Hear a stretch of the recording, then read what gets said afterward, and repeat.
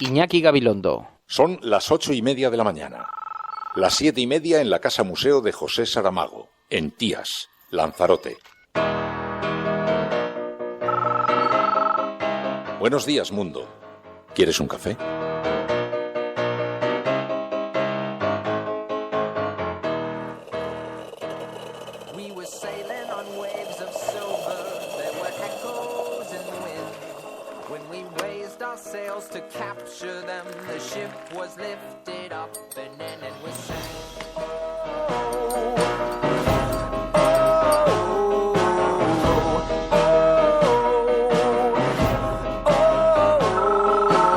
La cafetera de radiocable.com. Dirige Fernando Berlín.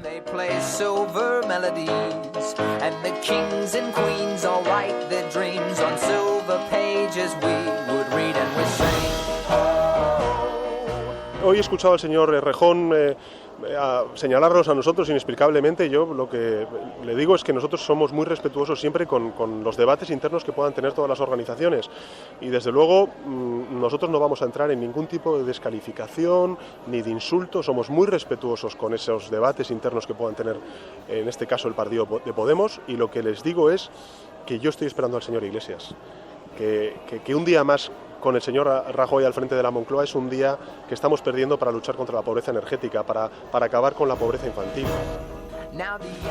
Sabéis que en Podemos siempre hay debate y siempre se hace con luz y taquígrafos y de cara a todo el mundo. En ningún caso para nosotros los debates son leídos como fracturas o como problemas, sino todo lo contrario, como parte del debate democrático. Me consta que no hay discrepancia pero no hay discrepancia ni entre ellos dos ni entre ellos dos conmigo. Es decir, que ha habido acuerdo total en lo que hemos hecho hasta ahora en el proceso de investidura, que es plantear políticas diferentes y tratar de conseguirlas en forma de un gobierno que ofrezca garantías. No, nada de lo que suceda fuera afecta a cómo trabajamos dentro, porque nuestra prioridad es llevar adelante las políticas públicas para las que nos han elegido los madrileños y las madrileñas. En atención a la Constitución y a las leyes, no podemos, el Gobierno en funciones, no podemos ni debemos someternos a las iniciativas de control presentadas por una Cámara que, como ustedes saben, no ha otorgado la confianza al actual Gobierno en funciones. Bueno, a mí lo que me preocupa de este asunto es el hecho de que comunicaciones personales, que no sé cuál es el origen de su grabación y menos todavía de su difusión, que puedan estar asociadas con un procedimiento judicial, sean de conocimiento general. A mí esa es la parte que me interesa como ministro de Justicia. Me preocupa el derecho a la intimidad, a la protección de las comunicaciones y la garantía de que la información que es fruto de un proceso judicial no sea de uso general. Yo creo que esa es la parte, a mí como ministro de Justicia, es la parte que me preocupa. Siempre que se produce una filtración de una información que está sometida a secreto, se lleva a cabo una investigación. Una reivindicación histórica de la comunidad educativa y de Barcelona y de Cataluña, el hecho de que se separen los espacios civiles de los militares, y eso no es ir contra nadie. Pareció absolutamente gratuito y me parece lo único que nos lleva es a perder el respeto institucional por un lado y la educación por otro. Es manifestación de sectarismo, es manifestación de falta de respeto. Se está en un discurso populista, un discurso agresivo, un discurso que busca destruir, que quiere dividir, que quiere enfrentar.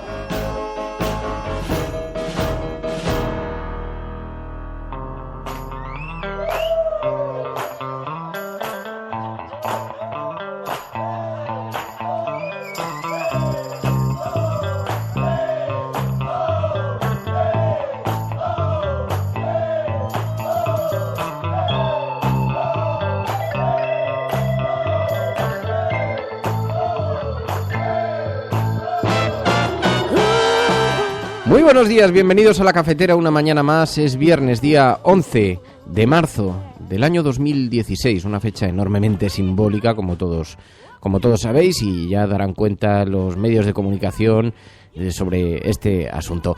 Bienvenidos a La Cafetera, este espacio en el que nos juntamos un grupo de ciudadanos alrededor de una gran mesa con las portadas de los periódicos, con unas tazas de café, para tratar de analizar, de comprender lo que está ocurriendo en este país tan convulso. ¿Qué te pasa que estás despotricando, Mary? No estoy despotricando, Nada todo más. lo contrario. Desde que ha llegado está despotricando, no sé. No le hagáis caso que no es verdad. Te hemos recibido con la canción, dijiste, quiero que me recibas todos los días con esta canción. Toma, la canción, te vas a hartar. No me voy a hartar, que me encanta, me encanta. Nos encanta Fridonia, por cierto, Sí. que dentro de unos días va a haber un importante concierto de Fridonia en Madrid, nos lo han dicho, yo sé que María va a ir. Yo estoy intentando organizarme porque es sábado, tengo que organizarme con el pequeño Fer, porque además María Deportes trabaja, con lo cual yo tengo ese día, así que no sé muy bien cómo lo voy a hacer, pero tú vas a ir, ¿no? Espero. Sí, bueno, hemos puesto en un compromiso, la verdad, pero sí. Habías dicho que ibas a ir al concierto de Sí, Fridonia. no, además me lo dijeron y tengo muchas ganas, la verdad. Bueno, es el próximo 19 de marzo en el auditorio de la Universidad Carlos III de Leganés. Fridonia, este grupo musical que nos acompaña todas las mañanas, que tanto nos gusta y que forman parte de la Resistencia.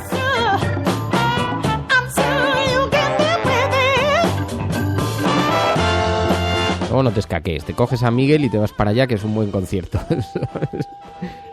Hemos metido. Ya, no puedes hacer nada, Miguel. Bueno, un saludo muy especial a aquellas personas que se incorporan a este programa desde el extranjero. Son nuestros emigrantes, nuestros expatriados, ciudadanos que tuvieron que dejar atrás tantas y tantas cosas en busca de nuevas oportunidades, como Yasmina, que se marchó un día dejando atrás a su hermanita en el aeropuerto, pero que le envía siempre mensajes de cariño a través de WhatsApp, dejando también pistas para que los norteamericanos y la CIA vayan registrando esos datos para sacárselos en algún futuro. Hoy vamos a hablar de eso precisamente, lo vamos a hablar con Ana Pastor.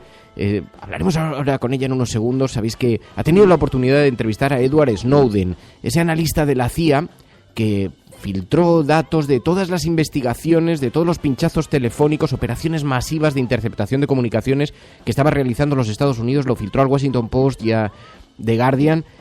Ahora vive en la clandestinidad en Rusia y Ana Pastor ha tenido la oportunidad de reunirse con él, entrevistarle. Se emite este domingo, así que vamos a hablar con Ana para que nos avance un poquito, para que nos cuente cómo ha sido este encuentro tan interesante y que retrata tan bien el tiempo que vivimos, donde la privacidad, las comunicaciones, sabemos que se encuentran no ya en riesgo, sino enormemente afectadas por el espionaje. Así que hablaremos con ella ahora en unos segundos.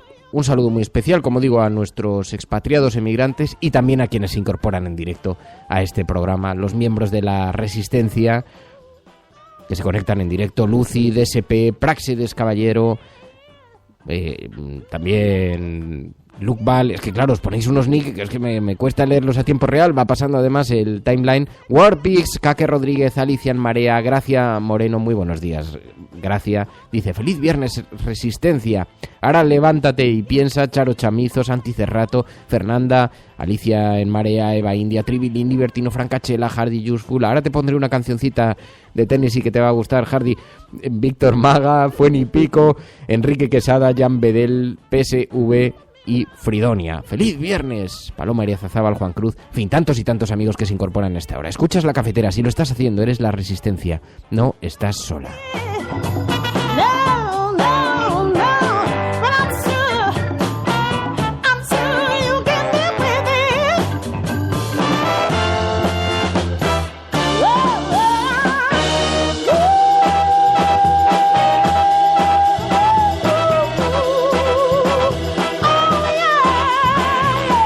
Bueno, pues vamos a despejar las portadas de los periódicos, las portadas de los diarios, para ver qué es lo que traen los grandes medios de comunicación en esa agenda setting, que antes venía a ser la agenda que los medios de comunicación pensaban que era de máximo interés para los ciudadanos.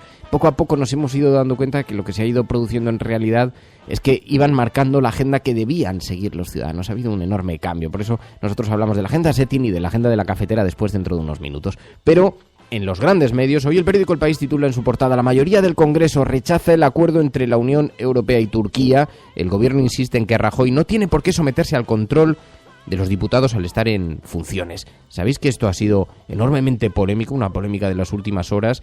El gobierno se ha negado a someterse al control del Congreso y dice que como está en este momento en funciones y que como el Congreso aparentemente es una cosa inestable y transitoria, que no tienen por qué someterse a su control, así que el debate se ha tenido que producir prácticamente a sus espaldas. Lo manifestaban ayer así. En atención a la Constitución y a las leyes, No podemos, el Gobierno, en funciones, no podemos ni debemos someternos a las iniciativas de control presentadas por una Cámara que, como ustedes saben, no ha otorgado la confianza al actual Gobierno en funciones. Así lo manifestaban, y dice el periódico El País que por primera vez la mayoría del Congreso de los Diputados rechaza un acuerdo suscrito por el gobierno español en la Unión Europea. Se trata del pacto que se alcanzó el pasado lunes con Turquía y que permite la expulsión masiva de refugiados a ese país, y que todos los grupos políticos, salvo el Partido Popular, ponen en duda por su posible legalidad, cuestionada también por Naciones Unidas, además de ser un movimiento europeo más cercano a la extrema derecha, a los prejuicios, que desde luego a la solidaridad y a las leyes internacionales. Además, está por ver que este acuerdo para expulsar a los que piden asilo y refugio sea un acuerdo legal. Dice El País que el secretario general del PSOE, Pedro Sánchez, calificó este acuerdo de inmoral, posiblemente ilegal, y que el líder de Podemos, Pablo Iglesias, dijo en Twitter también que atentaba contra el derecho de asilo. Ciudadanos ha pedido la comparecencia en las Cortes de un representante de la Agencia para los Refugiados de Naciones Unidas, de ACNUR, y el PNV ha llevado ante el Parlamento Europeo el rechazo de la inmensa mayoría del Congreso. A esta inmoralidad europea y a esta enormemente ciega posición española le sigue también un suceso que hoy no llevan los periódicos, pero que me parece enormemente preocupante. Algunas comunidades autónomas han pedido al gobierno que, si ellos están afectados por el virus de la inmovilidad, del inmovilismo, que les dejen actuar como comunidades autónomas, como entes independientes, para acoger a los refugiados. Sabéis que no se puede hacer de espaldas al gobierno, porque el gobierno tiene que dar los permisos de residencia a las personas que piden refugio y asilo. Y si no es con la ayuda del gobierno, una comunidad autónoma no puede de pronto abrir, a pesar de que hay algunas, como por ejemplo Valencia, que ha preparado ya incluso infraestructura de acogida, de llegada, de transporte. Bueno, pues no se la dejan utilizar. Esto es un escándalo, una vergüenza. Luego escucharemos algunos fragmentos que nos dejó esta semana La Cafetera, algunas entrevistas, como la de Alberto Sicilia, cuando nos describía la situación en uno de esos campos de refugiados en la frontera de Grecia, que nos avergüenzan profundamente. En fin, dice también el periódico El País: el Banco Central Europeo toma medidas tajantes para evitar otra recesión. Draghi baja los tipos de interés, aumentará la compra de deuda e inyectará liquidez a los bancos para que den crédito. Dice, mientras paralelamente siguen pidiendo y siguen insistiendo en que España, nos siguen llegando los mensajes, ya lo habíamos dicho en La Cafetera, ya lo habíamos avanzado. Lo que mola de La Cafetera es que uno tiene información unos días antes, eso tendréis que reconocerlo. Estábamos esperando mensajes europeos. Bueno, hoy en la prensa económica nos llegan algunos de estos mensajitos que nos están deslizando las autoridades europeas, que insisten en que deben profundizarse los recortes, que debe profundizarse la austeridad para con las comunidades autónomas en España, y que debe hacerse cuanto antes, y que esta inestabilidad política no contribuye en absoluto. Dice el periódico ABC, con una fotografía de Draghi en su portada, dice: tipos al 0%, Draghi sacude la banca al dejar plano el precio del dinero y extender la compra de deuda de las empresas de la eurozona. Esto es muy curioso, porque con el dinero público se está comprando la deuda de las empresas. Se argumenta que las empresas son las generadoras de empleo, pero en realidad ese dinero público, en lugar de invertirse en servicios para los ciudadanos, lo que estamos observando es que al 0% se le va entregando a las empresas. Esto es, en fin, forma parte también del tipo de Unión Europea que hemos construido. Pero dice el periódico ABC en portada: el BCE pagará a las entidades financieras para estimular el crédito, porque no contentos con ayudar, también vamos a dar más dinero y a intereses. En fin, es un negociazo, desde luego, montar un gran banco. El periódico El Mundo: el BCE rebaja el dinero al 0% ante el frenazo de la economía. Draghi lanza una batería de medidas para evitar una recaída ante las perspectivas poco alentadoras de la eurozona. Dice el periódico El Mundo: coloca los tipos en un nivel sin precedentes, elevará a 80.000 millones las compras de deuda y adquirirá bonos de empresas. Aumenta la penalización para los bancos que no hagan circular el dinero y les dará mayor liquidez para facilitar el crédito, dice el periódico El Mundo. También hoy hay algunas informaciones referentes al aniversario del 11M, algunos testimonios de familiares que perdieron a gente en los trenes en estos atentados que vivió Madrid, terribles. Dice el periódico El Mundo también: España e Italia temen que se desvíe hacia sus fronteras la ruta de los refugiados. Este es otro de los capítulos de la desvergüenza que vive este país. Resulta que ayer el gobierno español lanzó una alerta porque dijo que, ojo, que si se desviaba hacia Turquía a quienes llegaban a Europa vía Grecia, que iban a intentar entrar por Marruecos y que algo se debía hacer en Marruecos. Es decir, en lugar de estar pensando en cómo acogemos a estos refugiados, en cómo, no sé, aludiendo a esas raíces cristianas de las que tanto presume Jorge Fernández Díaz, las raíces cristianas europeas, de la solidaridad, En lugar de eso, lo que estamos pensando es cómo nos puede afectar y cómo intentar evitar que lleguen hasta aquí los refugiados. Dinero al 0% por miedo a otra crisis, dice el periódico La Razón. El BCE deja los tipos en mínimos históricos y castigará a los bancos que no den créditos. Las bolsas desconfían del efecto Draghi y sufren caídas después de la euforia inicial. Y también el PSOE pesca en la crisis de Podemos. Iglesias dará su brazo a torcer. Se reunió 20 veces con las confluencias para buscar su apoyo. Bien, capítulo de las discusiones internas, de las tensiones internas y de los debates que se están produciendo en Podemos. Este es un asunto que merece un pequeño capítulo porque llama la atención verlo en las portadas de los periódicos, especialmente ayer, hoy menos, pero todavía lo recogen como estamos viendo en la portada del periódico La Razón, porque han colocado el foco para destacar que se está viviendo un gran debate interno. Yo ya os lo conté aquí, la información que yo tengo es que, lejos de ser un debate ideológico, esto no tiene absolutamente nada que ver lo que se vive en la Comunidad de Madrid, pero os lo digo con información muy precisa de lo que está ocurriendo allí. Resulta que es que Luis Alegre, que sabéis, el que coordina toda la política de de Madrid y el que tenía que ser el responsable de los encuentros con los círculos, con los presupuestos, la decisión con los presupuestos, lleva meses sin aparecer por allí y entonces el secretario de organización, en un enfrentamiento más personal que ideológico, en cuanto Luis Alegre intentó hacerse con la organización del partido, tuvieron un enfrentamiento personal, rompieron y se ha llevado por detrás un montón de gente. Se han ido con ellos. Así que es un debate que está más relacionado con lo organizativo que con lo ideológico. Pero no escucharéis esto en los medios, porque en algunas portadas insistían en que se trataba de un enfrentamiento entre Pablo Iglesias e Íñigo Errejón. A mí sabéis que yo no tengo ningún prejuicio. Si eso se hubiera producido, pues oye, se ha producido, ya no se hablan estupendamente, como si no... Pero no tiene nada que ver con esto. Ayer le preguntaron a Irene Montero, dijo, siempre ha habido debates.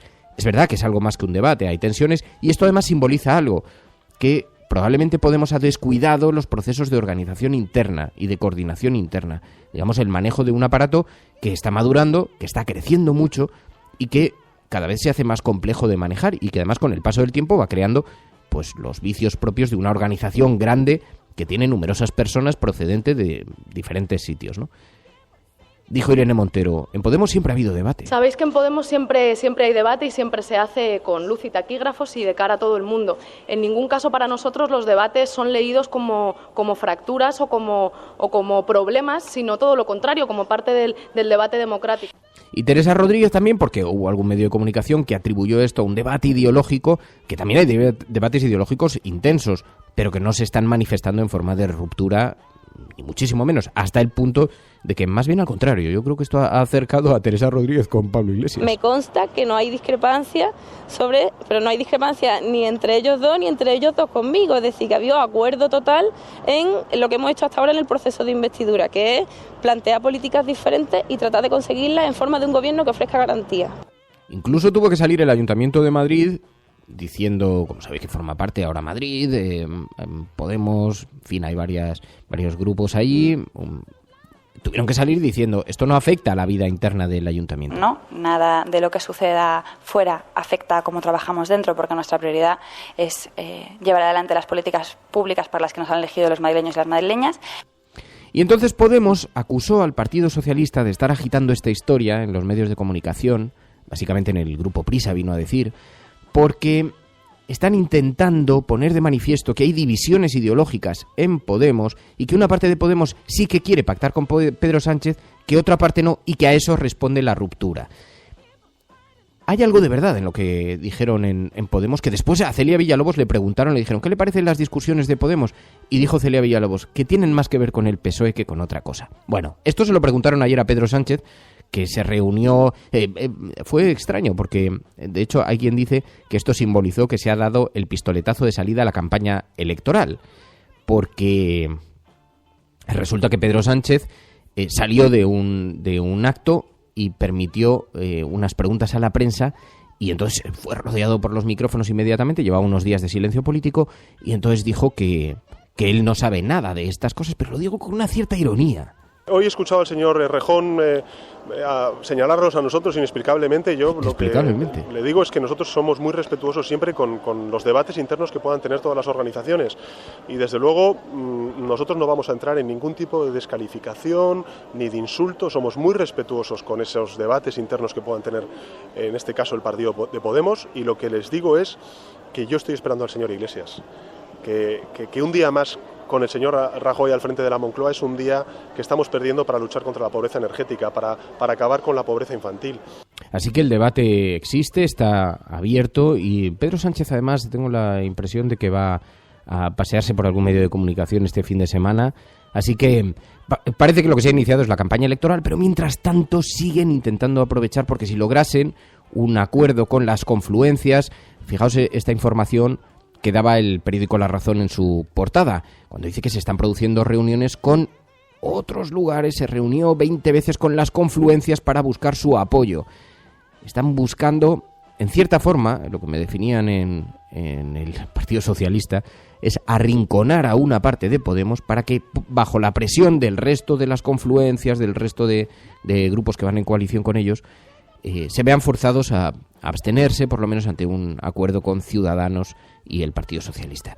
El caso es que se ha colocado el foco en toda esta polémica y eso ha ocupado mucho espacio, pero luego veremos a ver, porque esto, por ejemplo, aquí ha tenido bastante recorrido, pero fuera, en el exterior, en la prensa internacional, ha tenido cero recorrido, como os podéis imaginar. Bien, el caso es que ese debate está sobre la mesa y, mientras tanto, lo que sí que nos encontramos, además, son con otras polémicas también que acompañan y que tratan de ponerse en el foco para explicar también que Podemos vive esa dualidad.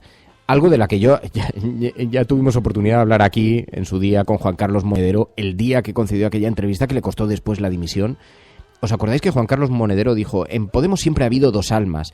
Claro que hay debate ideológico, es un hecho indiscutible, como también lo hay en el Partido Socialista, en el Partido Popular. En el Partido Popular, entre los liberales, los democristianos, no se manifiesta de forma muy contundente porque se aglutinan en torno al poder, pero también hay un debate. El Partido Socialista lo hemos visto aquí, entrevistamos con frecuencia a personas que están en la dirección del Partido Socialista y a otras que se encuentran en el ala más a la izquierda y que discrepan de las posiciones más oficiales, ¿no? Así que esa misma división, ese mismo debate entre esas dos almas se da en Podemos. Pero, como nos encontramos el otro día con un suceso menor, que ahora os quiero explicar, Ada Colau, sabéis que tuvo un encuentro con dos militares en una feria de educación, y ese encuentro ha sido tan televisado, tan reproducido, que ha provocado numerosas reacciones. Incluso el gobierno, que se ha mostrado muy, muy incómodo. Ada Colau iba caminando por la feria de educación, llega a un área donde había unas casetas de unos militares y dos militares deciden acercarse. De hecho, hay alguien, si escucháis la grabación completa, no la que están poniendo los medios de comunicación, hay alguien que les dice algo así como: no, que es que aquí no queremos polémicas. Y uno de los militares dice: no, si solamente queremos saludar a la alcaldesa. Y entonces se acercan ellos, no es ella la que va a su encuentro, se acercan los militares y le dicen: alcaldesa, queríamos saludarla. Y Ada Colau contesta diciendo: claro, encantada. Bueno, aunque ya sabéis que aquí hay debate en el ayuntamiento sobre en los espacios educativos debe haber presencia militar, pensamos que debe estar separada. Bien, esta imagen es troceada, es enviada a través de agencias y es reproducida por un montón de televisiones que dicen: Ada Colau se enfrenta a unos militares, y hacen ver, insinúan, distorsionan la imagen como para que parezca que es ella la que se va al encuentro de los militares a decirle que no les quiere allí, cuando la situación que se produjo completa es totalmente diferente. Os invito a que lo busquéis en YouTube y lo comprobaréis por vosotros mismos. Ada Colau ha tenido que salir dando explicaciones porque se ha creado una polémica enorme. Una reivindicación histórica de la comunidad educativa y de Barcelona y de Cataluña, el hecho de que se separen los espacios civiles de los militares, y eso no es ir contra nadie. A mí hay algo que me escandaliza de esto. Si hubiera sido así, no pasaría nada, se dice y ya está, y ha sido así. A mí lo que me escandaliza es que los medios distorsionen algo que ha sucedido, porque en el fondo, esto me pasa, tengo que salir aquí a defender una situación que es una cuestión de pura veracidad. Es que no es eso lo que se produjo. Si se hubiera producido, que el ayuntamiento explique lo que tenga que explicar. Pero si lo que está presentando los medios de comunicación es diferente a lo que allí ocurrió, hay una responsabilidad que explicar que eso no es verdad. No se produjo así. Porque además podía haber sido de otra manera, y incluso yo podía decir, es una reivindicación tradicional, no solamente de la izquierda, de los progresistas, que los militares y la defensa deben ocupar su espacio, pero no deben acercarse a la sociedad a través de la educación, porque nos encontramos, ojo que esto ha sido denunciado en lugares tan poco sospechosos como los Estados Unidos, nos encontramos con que van de reclutadores por los colegios a gente con escasos recursos, con pocas salidas profesionales, les van convenciendo y terminan alistándose en Irak. Y esto, que ha sido denunciado sistemáticamente por la izquierda y que incluso por una parte de alguna derecha, porque esto no es un debate, esto es un debate más bien transversal, hay gente que cree que deben estar los espacios muy bien separados. Yo me incluyo entre esa gente. Y este es un debate que no solamente se da en Cataluña. Pero no fue Ada Colau la que fue allí a reivindicar eso, sino que cuando se dirigieron 2 militares a saludarlas, ella les intentó explicar cuál era la polémica que llevaba acompañando en la prensa catalana toda la semana. Es muy diferente el relato, es muy diferente. Bueno, aún así, ¿os pensáis que esto ha importado? No importa, porque están utilizando esto para hacer ver que hay 2 Podemos, uno que es capaz de llevar a un ex-Gemad en sus listas y otro que es antimilitarista. Que la izquierda es pacifista tampoco debería sorprender mucho a nadie, pero en fin. Así que las reacciones han sido muy numerosas. Me pareció absolutamente gratuito y me parece lo único que nos lleva es a perder el respeto institucional por un lado y la educación por otro. Es manifestación de sectarismo, es manifestación de falta de respeto. Se está en un discurso populista, un discurso agresivo, un discurso que busca destruir, que quiere dividir, que quiere enfrentar. Dividir, enfrentar, populista, y es lo que dices, Mercedes, tienes mucha razón. La lupa perpetua sobre Colau y sobre Manuela Carmena es un escándalo, es una vergüenza. Porque además es verdad que este tema se podía afrontar desde la verdad. Si un periódico podría destacar, efectivamente, hay una posición en Podemos que es antimilitarista y que la gente decida si esa posición le gusta, no le gusta, le parece bien o le parece mal. Pero tratar de distorsionar, de reproducir de forma falsa lo que ha ocurrido y pretenderlo como un enfrentamiento con los dignos militares españoles que allí se encontraban, porque es una escenificación, un escaparate del independentismo catalán que no quiere presencia española, que es básicamente como lo han presentado algunos medios de comunicación, es una indignidad, porque es mentira. Podría ser verdad, pero es mentira, no se da esa circunstancia. Pero como aquí la verdad importa bastante poco. En fin, bueno, vamos a hablar de todo esto. Y vamos a hablar de esa gran operación de espionaje mundial, de esa gran red de espionaje mundial. Os había anunciado ahora con Ana Pastor. Estás escuchando La Cafetera, si lo estás haciendo, eres la resistencia, no estás sola.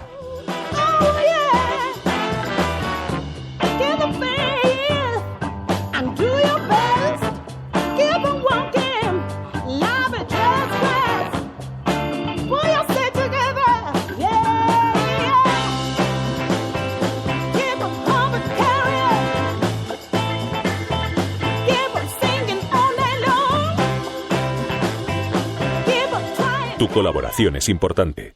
Ayúdanos retuiteando la dirección de este programa. Hagamos que se nos oiga. Hagamos que se nos conozca. Radiocable.com.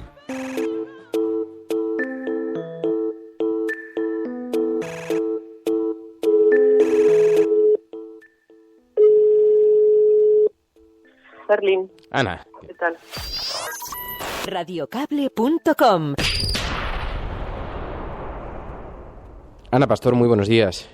Muy buenos días, Fernando. Bueno, has viajado hasta Rusia para realizar una entrevista. Es una exclusiva internacional importantísima porque has podido entrevistar a Edward Snowden. Edward Snowden, ¿quién es exactamente el personaje, Ana? Bueno, pues este es un tipo muy joven que era agente de la CIA primero y luego de la Agencia de Seguridad Nacional, la agencia de espionaje más importante del mundo, que formaba parte y por lo tanto la espía del gobierno americano y que un día decidió pasarse al otro lado, revelar al mundo entero que Estados Unidos no solo espiaba a sospechosos de su país o a gente de la que pudiera creer que estaba cometiendo un delito, sino que espiaba a todos los ciudadanos americanos y no solo eso, a los ciudadanos de todo el mundo. Tuvo que salir de Estados Unidos cuando hace esa revelación a través del diario The Guardian y del Washington Post y ahora mismo está en Rusia. No tiene pasaporte, está allí escondido y a la espera de que ocurra algo que probablemente no será la vuelta a Estados Unidos, donde le espera un juicio y cadena perpetua, seguramente. Claro, porque él vive de forma casi clandestina. Vosotros lleváis meses persiguiendo esa entrevista, ¿no? Sí, prácticamente desde que llegó a Moscú. Te digo, esto debió ser como en el verano de 2013 y desde el momento en el que él se instala allí empezamos a intentar conseguir esa entrevista. Le ha dado algunas para medios americanos, pero hasta ahora ninguna televisión de habla hispana había conseguido hablar con él, ¿no? Y la verdad es que es un tipo fascinante, vive allí. Yo le preguntaba, digo, para alguien que ha vivido en Hawái, que es donde su último destino, digamos, y ahora está en Moscú, que son sitios muy diferentes, debe haber un salto increíble, ¿no? Pero bueno, él dice que pasa muchas horas en el ordenador, es un tipo de estos que está siempre delante de su propia computadora y que tampoco ha notado tanta diferencia, más allá del dolor que le pueda producir que su país le considere un traidor y que diga que tiene las manos manchadas de sangre, ¿no? Que eso es verdad, que es un costurón que él lleva. El hecho de que se refugiase en Rusia hizo que Estados Unidos aprovechase para intentar inducir a pensar que está pasando información a los rusos, ¿no? ¿Tuviste la oportunidad de hablar con él de esto? Sí, hay gente que lo dice claramente. Él llega a Moscú, está durante, si recordáis, 1 mes y medio, casi 2, en la zona de tránsito del aeropuerto mientras Rusia decide si se lo queda o no, porque por un lado es un problema diplomático acoger a un tipo tan perseguido, es uno de los hombres más buscados del mundo. Por otro lado hay quien interpreta que a Putin hasta le puede gustar o hacer gracia tocarle un poco las narices a Estados Unidos.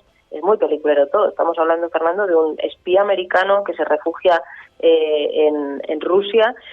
Bueno, él niega dar información o entregar algo a cambio para poder quedarse. Dice que llegó a Moscú sin ninguno de los documentos, de los miles de millones de documentos filtrados, que lo entregó a la prensa cuando se hizo la filtración y que él no posee esos documentos, pero que están a buen resguardo porque lo ha entregado en varios sitios, ¿no? Lo niega. Ahí tenemos las dos versiones, como hacemos siempre el objetivo, ofrecemos las dos. Y en esa vida casi en la semiclandestinidad en la que se encuentra él, os cambiaron incluso el lugar de la entrevista, ¿no? Sí, en un principio la íbamos a hacer en el lugar en el que él vive ahora mismo. Luego, por seguridad, nos dijeron que no y la íbamos a realizar en un sitio y al final, casi en el último momento, cambiaron y nos llevaron estuvimos haciéndola en otro lugar, ¿no? Bueno, él se mueve con muchísima discreción por Moscú. Dice que no, él nos contó que bueno, que tampoco está escondidísimo, porque sabe que además tiene una contravigilancia de los propios rusos que le protegen, pero nos cuenta, por ejemplo, Marc Marginedas, el corresponsal del periódico de Cataluña allí, que es un grandioso periodista, que nunca los más occidentales o los extranjeros que viven allí, la comunidad pues española o francesa y demás, que sí se ven mucho entre ellos, nunca se lo han encontrado por la calle en las zonas en las que se mueven, digamos, ellos, ¿no? O sea que sí que es verdad que vive de una manera muy, muy discreta, intenta pasar muy desapercibido. Cuando entró en la sala donde íbamos a hacer la entrevista, prácticamente no nos enteramos, fue como muy sigiloso. A Edward Snowden se le atribuye haber revelado esta existencia de una gran red de espionaje internacional, de pinchazos telefónicos masivos por todo el planeta, desde los Estados Unidos. Él os contó que esto sigue ocurriendo, porque el escandalazo fue monumental cuando se desveló. Sí, hubo varios países, acuérdate, que presentaron queja formal. Supimos que más de 120 jefes de Estado y de Gobierno, Merkel, Hollande, Rajoy, habían sido espiados, ¿no? Bueno, pues él todo el rato habla en presente en la entrevista. En un momento dado yo le pregunto, digo, pero a ver, ¿sigues hablando en presente? Y dice, bueno, es que esto sigue ocurriendo y todavía algo peor. Ocurre de una manera mucho más agresiva y mucho más intensa. Y no solo, que es la clave, ¿no?, de este tema de Snowden, no solo se ha espiado, como decíamos, a sospechosos en Estados Unidos, sospechosos en otros países, jefes de Estado suyos, también europeos y otros lugares, es que están espiando, según la versión que ofrece Snowden, a todos los ciudadanos de todo el mundo. Cada vez que hablamos por teléfono, como ahora mismo, cada vez que enviamos un mensaje, cada vez que mandamos un email, todo eso queda registrado. Son los llamados metadatos, es decir, en principio no entran en el contenido, aunque Snowden dice no entran, pero lo tienen. Si quieren utilizarlo en el futuro porque consideran que eres una persona pues un poco crítica, un poco radical o haces algo que no les gusta, pueden utilizarlo contra ti en el futuro, que realmente es lo más inquietante de toda esta historia, ¿no? Hay quien dice, bueno, yo si no tengo nada que ocultar, ¿qué más me da, no? Que me miren, me da lo mismo ya, pero es un derecho, el derecho a la intimidad en el que ellos ahora mismo están entrando y lo están vulnerando. Él lo verbalizaba muy bien cuando decía, lo van acumulando en un cubo y el día que lo necesitan solamente tienen que sacar historias de tu pasado, ¿no? Así que quedan ahí.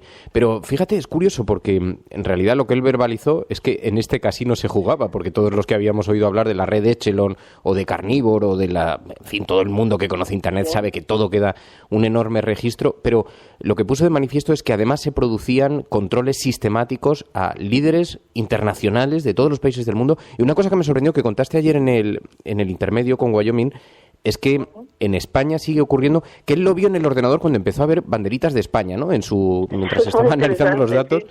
Estaba en su ordenador en Hawái y como te digo, todavía era un agente, un espía, ¿no? Y nos contó que cada país tiene asignada su bandera y es algo así como una especie, la herramienta que utilizan es como si fuera un Google, ¿no? Para los espías. Y él estaba localizando una zona muy concreta en Estados Unidos. Y de repente empezó a ver cómo entraban comunicaciones interceptadas, bandera España, bandera España, bandera España. Bueno, en aquellos días el diario El Mundo publicó que había 60 millones de pinchazos en un solo mes en nuestro país. 60 millones de pinchazos, es decir, cualquier tipo de comunicación. Nosotros hemos hecho nuestro trabajo también. Hemos vuelto a preguntar al gobierno, que en su día se inició una investigación y se cerró. En Alemania no ha tenido tampoco más trascendencia, no se han roto las relaciones con Estados Unidos, aunque al principio fueron un poquito más tensas. Hemos preguntado al gobierno español, Fernando, lo niega absolutamente, hemos hablado con el CNI, lo niegan absolutamente, no quieren responder de momento a día de hoy viernes a la entrevista de Snowden, cosa que no van a hacer los americanos. Los americanos sí les hemos preguntado y sí van a dar una respuesta desde Washington a lo que está diciendo Snowden, sobre todo porque Snowden insiste, como decíamos, que eso sigue ocurriendo a día de hoy, que ahora mismo esta conversación, además de a través de Radio Cable y de la cafetera, puede estar siendo escuchada si no fuera una conversación pública como lo es, una conversación privada entre dos personas que se están contando que se van a ver dentro de un rato o que no. Así que el gobierno mira para otro lado, en realidad, porque la investigación se cerró prácticamente sin ninguna consecuencia. De hecho, sabiendo que habían sido espiados los propios presidentes de gobierno, ¿no? Es una cosa completamente insólita. Bueno, se emite el domingo en El Objetivo esta entrevista, es una exclusiva internacional, entrevista de Ana Pastor con Edward Snowden. Ana, te agradezco muchísimo que hayas accedido con esta llamada. Muy buenos días y mucha suerte. Muchísimas gracias, como siempre, a la cafetera y ahí, en la Resistencia. Radiocable.com. Bueno, pues en efecto, este espionaje masivo que también nos sirve para dar paso a... Sabéis que con frecuencia aquí en la cafetera decimos, hay dos mundos, dos agendas, la agenda setting, la de los grandes medios de comunicación con las supuestas preocupaciones de los ciudadanos, pero allí también habita el ruido, a veces la desinformación, y luego hay una segunda agenda, que es la agenda de la cafetera, donde, en fin, tiene espacio el sosiego. Esta es la nuestra. Cuando nosotros decimos que vamos a bajar los impuestos todavía más que ahora, tenemos credibilidad. Hemos hecho historia. El cielo no se toma por consenso, el cielo se toma por asalto. Bienvenidos a las oportunidades en la confrontación electoral venezolana entre una Hemos hecho historia. Hemos hecho presencia. Yo creo en la democracia y por tanto yo creo que el partido... No era instructora, no hombre, no, es que no tienes ni idea. El enemigo es Daesh, el terrorismo yihadista, lo que sea. La cafetera de Radiocable.com. Buenos días, cafetera. Parece... Hola, Fernando. Referente a lo que has comentado sobre votantes... Totalmente de acuerdo con lo que ha dicho María por lo que respecta al referéndum. Mucha gente que se sincera empieza a decir que es la única salida al problema territorial. Que toda esta retórica de guerra acaba otorgando factualmente... Que conozco votantes de Izquierda Unida que estarían dispuestos a votar. Tu colaboración es importante. Ayúdanos retuiteando la dirección de este programa. Hagamos que se nos oiga. Hagamos que se nos conozca. Radiocable.com.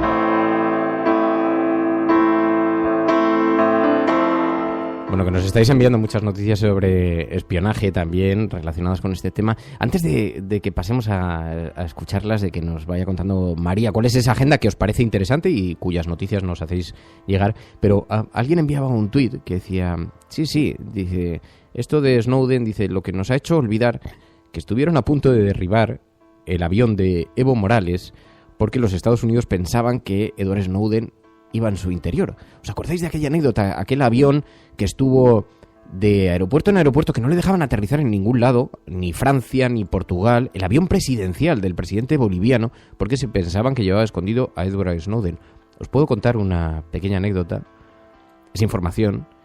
Me permitiréis que no revele muchos datos, pero resulta que aquel avión aterrizó en Canarias, el de Evo Morales. España sí le permitió, porque hubo una gran polémica, porque estaban poniendo en peligro también, el avión tenía que repostar antes de viajar a Bolivia, y entonces pidió ayuda en algunos aeropuertos europeos, y como sospechaban en esta suerte de realidad paralela que se han creado algunos, pensaban que llevaba escondido en el cuarto de baño a Edward Snowden, no le dejaban aterrizar en ningún sitio. Pero España sí lo permitió después de la polémica que se vivió, porque no dejaba de ser un presidente latinoamericano, con un país además con el que tenemos una estrechísima relación, y se vieron obligados a dejarle aterrizar, y le dejaron aterrizar este avión en Canarias. Bueno, se pensaba que Snowden iba dentro, hasta el punto de que había debate, y entonces yo pregunté, bueno, pero... Y me dijeron, sí, sabemos que va dentro Snowden. Y dije, pero... ¿Y cómo lo sabéis? Porque yo ya pensaba, esta tecnología, aquí unos escáneres de alta resolución que cogen unos rayos X que atraviesan el avión y que te muestran el número de personas que hay, unos micrófonos introducidos y tal, porque además en el avión presidencial no dejaron que accediera nadie dentro. Estaría bueno. Es que además la propia soberanía del país lo impedía. Es que era un país extranjero, el interior del avión. Entonces, ¿de qué forma vas a permitir? Porque además el gobierno español intentó entrar.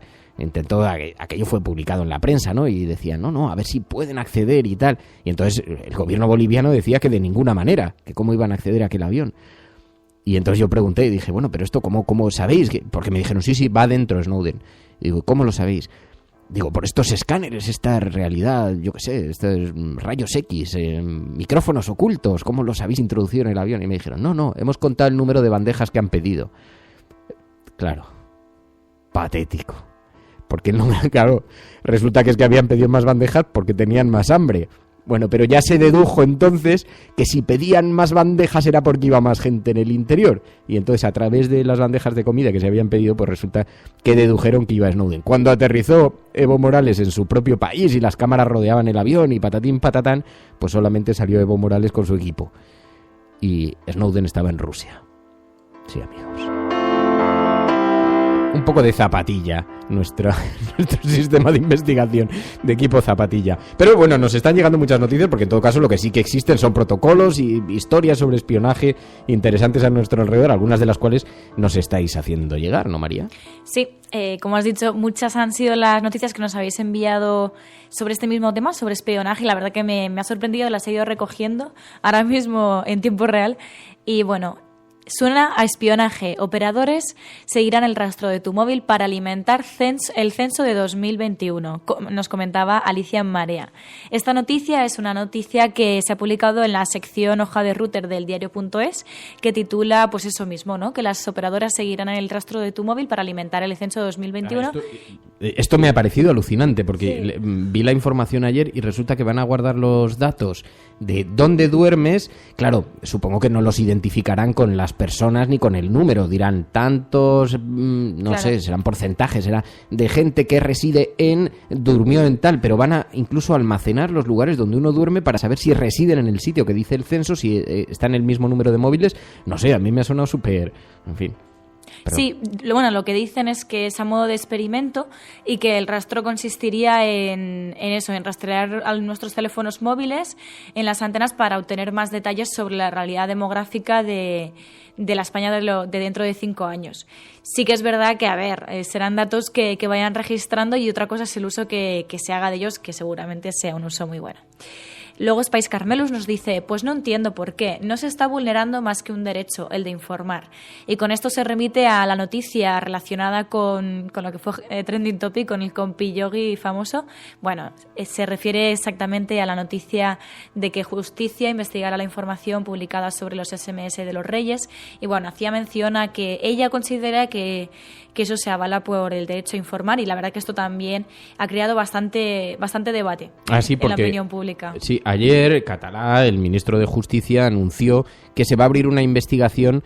Ya, claro, es que estas noticias yo entiendo que las habréis escuchado ya a estas alturas, pero ahora os hago una valoración porque tuve la oportunidad después de hablarlo con Ignacio Escolar, que se va a abrir una investigación sobre la publicación de estos mensajes, porque según Catalá eso procede de un sumario que se encuentra bajo secreto de sumario, y entonces quieren abrir una investigación. Pero en realidad lo que venía a insinuar el ministro de Justicia es que el problema era la publicación, la difusión de esos mensajes. Bueno, a mí lo que me preocupa de este asunto es el hecho de que comunicaciones personales, que no sé cuál es el origen de su grabación y menos todavía de su difusión, que puedan estar asociadas con un procedimiento judicial, sean de conocimiento general. A mí esa es la parte que me interesa como ministro de Justicia. Me preocupa el derecho a la intimidad, a la protección de las comunicaciones y la garantía de que la información que es fruto de un proceso judicial no sea de uso general. Yo creo que esa es la parte, a mí como ministro de Justicia, es la parte que me preocupa. Siempre que se produce una filtración de una información que está sometida a secreto, se lleva a cabo una investigación. El caso es que hoy el diario.es publica una información, dice: los Reyes mantuvieron su amistad con López Madrid meses después del chat, porque sabéis que la Casa Real rápidamente dijo, y además algunos compraron esa tesis, que la relación con López Madrid, con este investigado, con este imputado por el manejo de las tarjetas Black, que la relación de los Reyes con él se había roto poco después de aquellos mensajes. Bueno, pues resulta que hoy, en una nueva exclusiva del diario.es, que sigue analizando los mensajes que figuran en esa investigación, publica nuevos mensajes que demuestran que siguió manteniendo esa relación. Así que, claro, el problema de la Casa Real es que ha intentado matizarlo y se ha metido en un segundo nuevo problema, porque se puede convertir en una mentira demostrable. Y esto cambia. Lo que decía la exclusiva, lo que demostraba la exclusiva es que los Reyes de España arroparon a López Madrid cuando estalló el escándalo de las tarjetas Black. Es decir, que mantenían amistad y dieron apoyo personal, aunque fuera en privado, pero dieron apoyo a una persona que estaba siendo investigada por el manejo del dinero ajeno de forma arbitraria. Y en lugar de escandalizarse por esto, decir, pues le enviaron una serie de mensajes. ¿Esto tiene interés informativo? Porque aquí hay un debate sobre la privacidad o no. Y entonces decía Nacho Escolar, la cuestión es, ¿tiene interés informativo saber la clase de apoyo que brindaban los Reyes a un amigo que estaba imputado? Lo tiene. ¿Tiene interés informativo saber el tono con el que, por ejemplo, el rey se refiere a España cuando dice que es un país complicado y contesta el rey, y tan complicado, y tanto? ¿Tiene interés informativo la forma en la que se expresaba la reina? Al final tiene interés informativo. Y hay suficiente jurisprudencia en torno al derecho a la información como para saber que esa investigación de Catalán no va a llegar a ningún sitio. ¿Por qué? Cuando hay colisión entre la privacidad y el derecho a la información, prevalece el derecho a la información según la jurisprudencia del Tribunal Supremo, y así lo explicaba el propio Nacho Escolar. Pero es que además resulta que toda esta investigación, porque muchas veces se cree que es que a los periodistas les llegan correos certificados, secretos, en fin, sobres con la información y ellos solamente lo publican, pero esto es mucho más complicado. Pedro Águeda, que es el periodista que ha destapado toda esta historia, es el responsable de tribunales en el diario.es. Y es alguien que, sabiendo que este sumario iba a dejar de ser secreto, estaba a la espera porque sabía que incluía numerosas conversaciones entre López Madrid y algunos altos empresarios, y estaba a la espera. Y lo único que hizo fue seguir de cerca una investigación, y en cuanto se levantó el secreto del sumario, accedió a los datos y fue directamente a lo que quería buscar. Así que ni estaba bajo secreto de sumario en aquel momento, ni es una filtración interesada de alguien que quiera desviar la atención, sino que un periodista que lleva a tribunales, que es bastante meticuloso y que estaba esperando que esto más tarde o más temprano viera la luz, lo que hizo fue saber dónde tener que buscar, que en eso consiste muchas veces esta profesión, ¿no? Así que bueno, pero hay una nueva polémica sobre la mesa, investigarán, probablemente estarán haciendo ruido contra el diario.es y contra Nacho Escolar, que ha escrito hoy un editorial muy interesante en el que dice: no nos callarán, y si yo me declaro culpable de informar, si es que es ustedes lo que están esperando, pero en todo caso vamos a vivir bastante ruido en este tema, y como nos lo habéis pedido y nos hacéis llegar este mismo tema para retomarlo a través de María, pues lo recogíamos. Perdón, María, ya no te interrumpo más. No, justo seguimos con noticias sobre espionaje, porque la verdad que nos habéis enviado bastantes. Esta, en este caso, es de Ángel Trianero, que nos dice: se acabó el relax en el curro. Y se refiere a una noticia que ha sido publicada en El Español y titula: las empresas podrán vigilar con cámaras a sus empleados sin informar del fin concreto. Esto se refiere a, según explica la periodista María Peral, explica que el Pleno del Tribunal Constitucional ha rectificado la doctrina que antes exigía que los empresarios dieran una información previa, expresa, clara e inequívoca a los trabajadores sobre la finalidad de instalar cámaras de captación de imagen en sus puestos de trabajo. Y ahora, sin embargo, digamos que podrían vigilar sin informar de este fin concreto, ¿no? Y es algo bastante relevante, ¿no?, en estos temas que estamos tratando, ¿no? En sobre la cafetera no te espionaje vigilan. Y sobre secretos. Mary, en la cafetera no te vigilan. Aquí no hay cámaras. Bueno, quién sabe, ¿eh? Pues sí, como no estén puestas, Igual, no sé, en la igual lata de estamos tomates ante- que hay ahí encima. Recordemos el show de Truman. Ya, sí. Recordemos el show de Truman, que nunca sabemos si a Oye, lo pues mejor te voy a estamos decir una metidos en cosa. un gran Yo, hermano, ¿eh? porque no me he atrevido, porque no te quiero poner en ese aprieto, pero es verdad que había algunos oyentes que decían, oye, lo que podíais hacer es difundir también la imagen vía YouTube, la imagen del programa, lo que estáis haciendo en directo. No la recomiendo, ¿eh? ¿Por qué? Si tú siempre Llegamos vienes aquí muy... a las 8 de la mañana con... Pero si tú siempre vienes estupenda, dímelo Sí. a mí, que bajo he hecho una defesio. Ahora diré que, por cierto, ayer me preguntaron, oye, Fernando, ¿la llegada de María.es a la cafetera ha supuesto el abandono de tu pijama? Y efectivamente, amigos, porque soy un tío decente, me obligo a ducharme y a bajar vestido todas las mañanas, porque no me he atrevido yo, me parecía, en fin, una mala imagen para tal. Pero cualquier día, en cuanto haya confianza, bajo en zapatillas, Mary. ¿Sabes? O sea, Bueno, no pasará nada, ¿eh? pues, bueno, ya dirás. Bueno, perdón, no interrumpo. Continuamos, esta vez dejando atrás noticias de espionaje, porque bueno, sí que es verdad que nos habéis enviado otros temas de la agenda de la cafetera, como ha sido el terremoto, que también ha sido trending topic, y ha sido debido a que ha habido 2 terremotos de magnitud 4,8 y 4,1 en Melilla y Málaga, respectivamente, según informa 20 Minutos. Y luego Ángel Trianero nos ha vuelto a enviar otra noticia que me ha parecido bastante destacable, y además en relación, ¿no?, justamente a la entrevista de Ana Pastor y a los datos y la importancia de los datos. Resulta que Ángel Trianero nos ha enviado una noticia del diario.es que titula: La auditoría de Radio Televisión Española revela indemnizaciones a directivos infladas y descontrol en dietas y contratos. Resulta que han recibido una serie de informaciones a través del buzón Filtrala, y que el buzón Filtrala pues es para enviar datos, digamos, confidenciales que puedas enviar, y ellos los ratifican y los publican. Y bueno, en este caso se lo han enviado y han publicado un gráfico explicativo que muestra, por ejemplo, el salario anual de los directivos de Radio Televisión Española según un informe de 2014, que superaría los 75.000 euros al año que cobrarían los directivos de Radio Televisión Española, ¿no? Y hacían bastante referencia a esto por el tema de los salarios. Y luego, para finalizar, decir que bueno, ha habido otros temas, en este caso el que nos ha enviado José Diego Mills, que adjunta la noticia que tuiteaba Maruja Torres, que titulaba: Piden 3 años de cárcel a una joven tras participar en una sentada pacífica contra un desahucio. Esta información decía que ocurrió en 2011 en Madrid durante el desahucio de una familia que cubrieron varias televisiones internacionales, y que a día de hoy no se encuentran imágenes sobre esta presunta agresión. Entonces queda un poco en el aire esta noticia, y simplemente daros muchísimas gracias porque sois muy activos y hacéis formar parte de esta agenda de la cafetera. El compillogi de Leticia, de la reina Leticia, para mí es el máximo exponente, el máximo ejemplo de cómo alguien, cuando llega a ciertos niveles, a ciertas esferas, ¿no?, por decirlo así, pierde lo que es tomarle el pulso a la calle. O sea, entran en esa burbuja en la que solo viven ellos, que pierden el sentido de lo que es moral, lo que es, ven como algo normal, que es un amigo, entre comillas, utiliza las tarjetas Blacks, acosa a una doctora, supuestamente, todo esto supuestamente, y miles de cosas más. Es que me parece increíble. Una razón más por la que hace falta una república ya. Bueno, 627-002-002 es el WhatsApp de este programa donde podéis dejar vuestros mensajes. 627-002-002. Ahora, prensa internacional.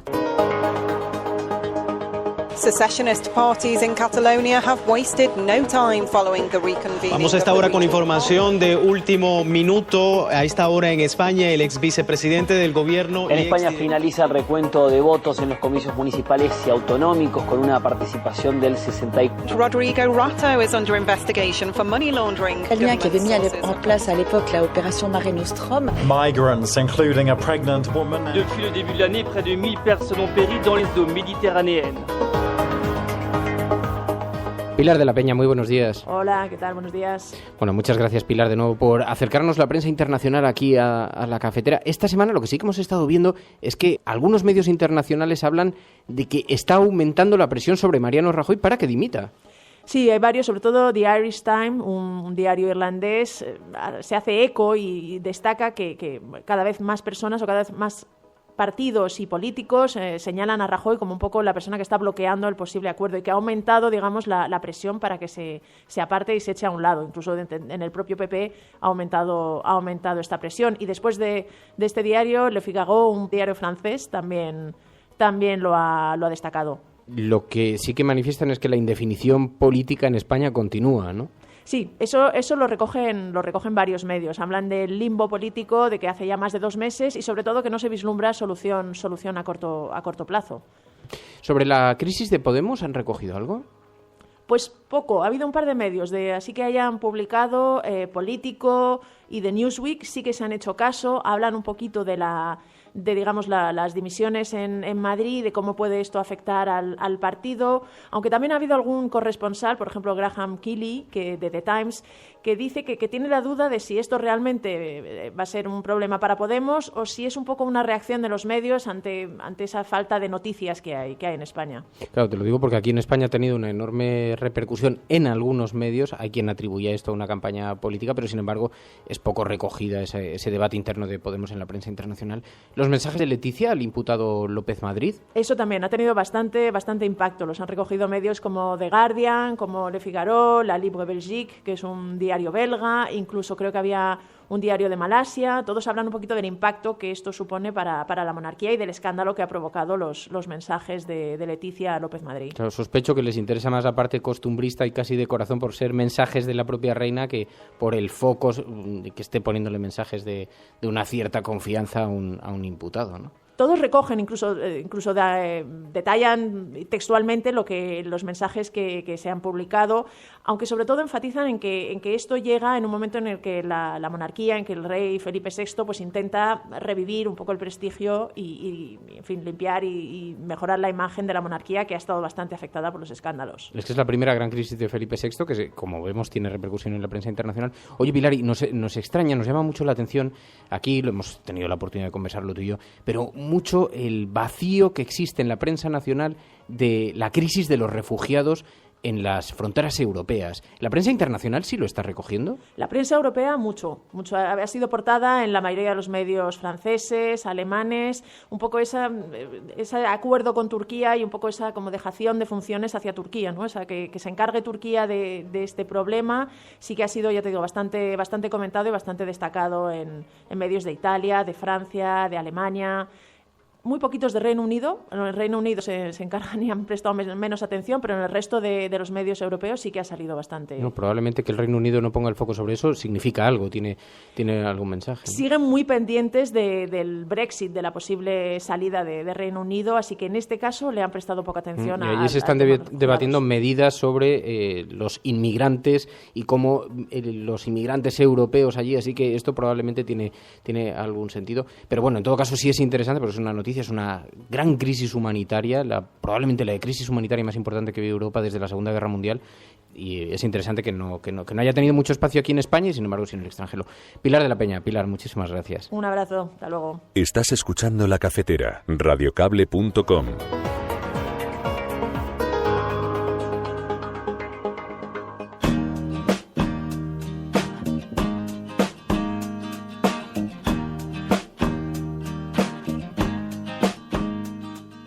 Ya que estamos en viernes y los viernes metemos un poquito de cultura en la cafetera, os recomiendo una lectura. El libro rojo del activista en la red, de Marta Peirao. Tiene entrevistas en el diario.es, es colaboradora y está realmente bien. Es sobre cibervigilancia y ciberseguridad. Metemos cultura los viernes, dice. Me siento fatal cada vez que decís eso porque es verdad que lo dijimos en algún momento. Vamos a intentar los viernes a ver si aunque sea una pequeña pincelada de asuntos relacionados con las propuestas o conciertos o hablar o invitados.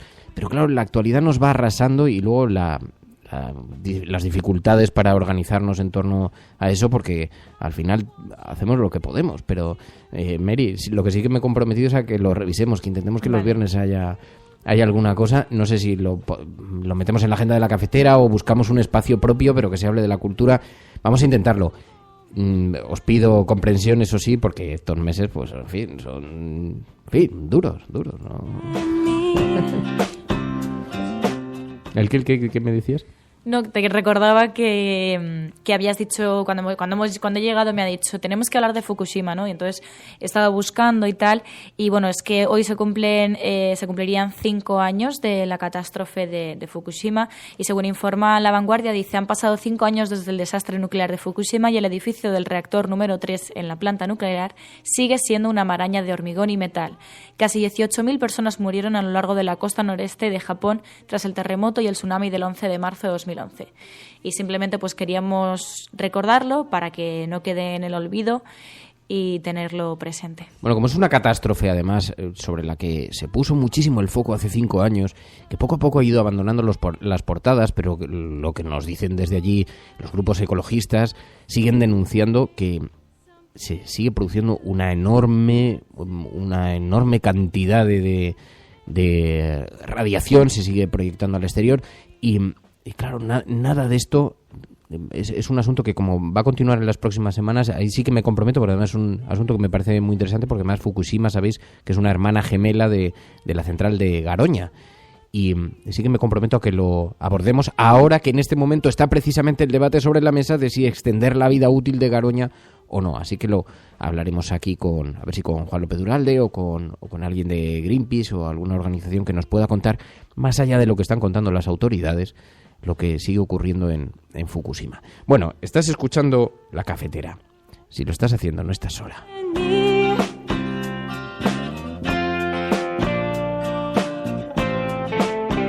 En efecto, hoy se cumplen 12 años también de los atentados del 11 de marzo en Madrid, ya lo recordábamos al principio, pero es un asunto que me cuesta abordar porque siempre me he quejado mucho como lector cuando me encontraba el abuso que se hacía desde algunos medios de comunicación con noticias que son enormemente sensibles, que afectan a tantas familias, a tantos, que tiene tantos epicentros, tanta gente hoy que recuerda esa fecha, porque no solamente la gente que tenía más relación con los fallecidos, sino tantos centros de trabajo, tantos lugares que perdieron algún compañero, algún amigo, algún conocido.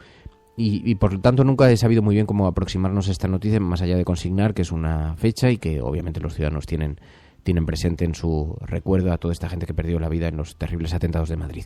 Bueno, perdón, María, dime. No, quería hacer hincapié un poco en una cuestión que, bueno, no deja de ser, yo creo, una buena noticia dentro de lo que cabe, y es que, bueno, como decía El Mundo, va a ser la primera vez, ¿no?, que en los actos conmemorativos pues haya, digamos, lo que hizo una despolitización, ¿no? Se van a juntar todas las asociaciones de víctimas y las principales autoridades de la Comunidad de Madrid. Van a estar Cristina Cifuentes y Manuela Carmena. De hecho, ya han estado, porque a las 9 había un acto en Puerta del Sol y a las 10 en Atocha, y creo que dentro de lo que cabe es una buena noticia que nos unamos en cuestiones así y que podamos hacer actos conmemorativos pues despolitizados en este sentido.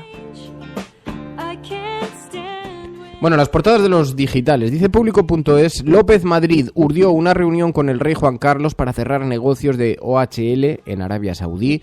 Quiso proteger a Felipe VI, pero hizo gala de sus relaciones con el anterior monarca para ampliar las obras que la constructora de Villar Mir realizaba en el AVE, la Meca Medina.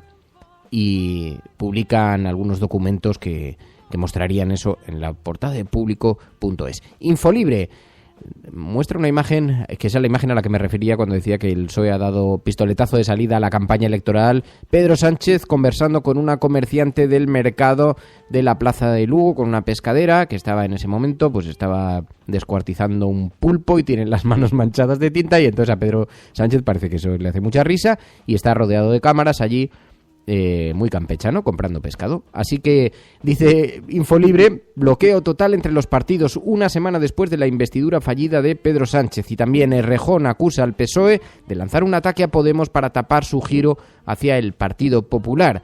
Alegre pide dirimir la crisis interna de Podemos en Madrid en privado y no a través de los medios de comunicación. Lamarea.com, la Auditoría de Radio Televisión Española ve irregularidades en la contratación y en la venta de inmuebles.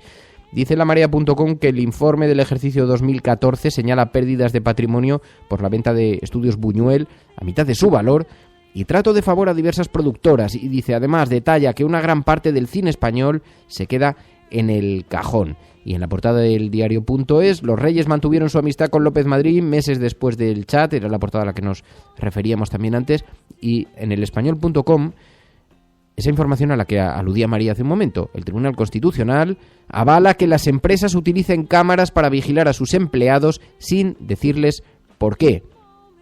Y también 11M, trauma y asignatura pendiente, dice Pedro J. Ramírez en un artículo en la portada del Español. En fin, no voy a calificarlo, porque este asunto, cuando pase esta fecha hablaremos despacio de la infame campaña que se emprendieron en algunos medios de comunicación, concretamente en el periódico El Mundo, intentando utilizar los atentados del 11M como un elemento de soporte de las decisiones de José María Aznar, y tendremos la oportunidad de hablar largo y tendido. Así que, bueno, escuchas La Cafetera. Si lo estás haciendo, no estás solo. ¿Qué vas a hacer el fin de semana, Mary? Descansar. ¿Qué pasa? ¿Te sientes cansada? No, es que bueno, sí que es verdad que ahora con el máster que estamos a tope, digamos, y quiero descansar y ir haciendo cositas y adelantar un poco de faena para Semana Santa. Así que... ¿Vas a ir a ver a tu hermanita, a Yasmina? Pues justamente no vamos a coincidir, pero lo dejaré para dentro de un mes o así. E intentaré ir porque la verdad que es algo curioso, no sé si es por casualidades de la vida o por qué, pero el precio de los vuelos se está disparando. No sé si es porque las aerolíneas ven que hay una afluencia fuera de lo normal entre Reino Unido y España, no lo sé. Pero sí, o sea, hay que tener una previsión increíble. Teníamos que hacer un día servicio público. Yo conozco a Marsal Serrat, que es un antiguo compañero de Hora 25, se especializó en vuelos baratos, pero tanto que se llegó a ir a Croacia, me parece, por 15 euros. En fin, encontraba unos chollos alucinantes porque sabía cuándo buscar, cómo buscar, en qué compañías aéreas. Y me enseñó un truco. Lo que pasa es que algunas compañías lo han imposibilitado. Un día deberíamos hablar de eso aquí en el programa. Pero me enseñó un truco que consistía en comprar 2 billetes de ida y vuelta extremadamente baratos y cruzarlos, es decir, aprovechar la ida de uno y la vuelta del otro, porque los billetes de ida y vuelta en el día son muy baratos. Entonces, si tú compras un billete de ida y vuelta a Londres en la misma mañana y otro de ida y vuelta a Londres 3 semanas después o una semana después, puedes coger la ida de un día y la vuelta del otro. Pero algunas compañías, y claro, los compras a bajísimo precio, pero las compañías aéreas se dieron cuenta y algunas lo han prohibido, otros lo siguen permitiendo. Pero un día teníamos que traer aquí a alguien que nos dé unas claves de cómo viajar barato y todo eso. No estaría mal, la verdad. A lo mejor, oye. Bueno, un beso para tu hermana Yasmina. Un abrazo enorme, Yasmina. Y a ver si las hermanas pueden reencontrarse. Muchísimas gracias a todos. Muchas gracias, Mary, que tengas un buen fin de semana. Igualmente. Y muchas gracias, me dice Manu, dice Fernando, los pulpos no tienen tinta. Dice, salvo que lleven una estilográfica, no tienen tinta. Bueno, será un calamar, Manu. No me he especializado en pulpos y calamares, pero vamos, acepto la crítica en todo caso. Bueno, muchas gracias. Que paséis un buen fin de semana a todos. Adiós, nos escuchamos el lunes. Cuidaos.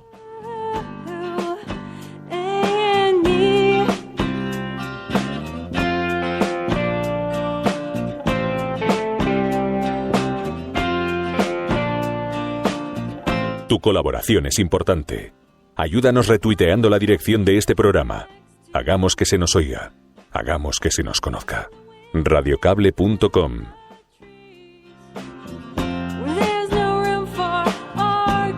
A quien está escuchando esto, si lo estás haciendo, eres la Resistencia y no estás solo. Buenos días, buenas tardes o buenas noches.